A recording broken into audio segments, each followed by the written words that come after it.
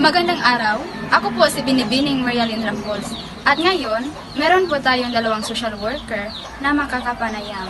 Tara!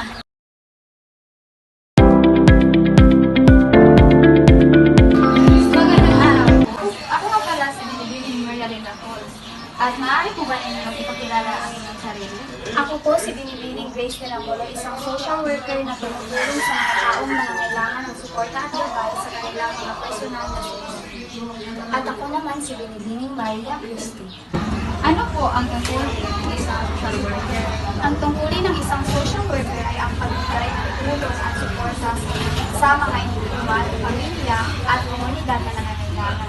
Kami po ay nagtatrabaho upang labanan ang kahirapan, pang-aabuso at iba pang mga suliranin na kinakaharap ng ating mga kababayan.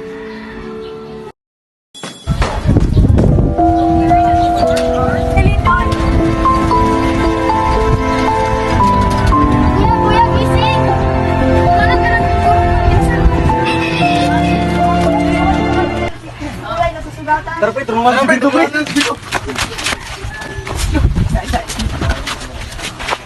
Dito. Gila pre, buhatin yung sa dito pre.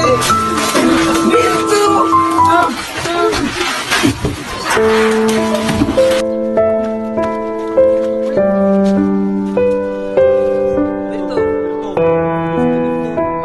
Marami ka pang mga anak dito. Dito.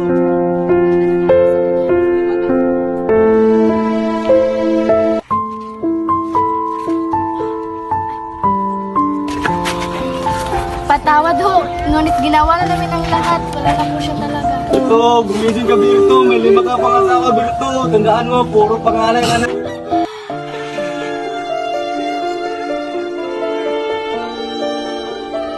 Tao po. Meron kaming konting tulong para sa inyo. Salamat po. Welcome.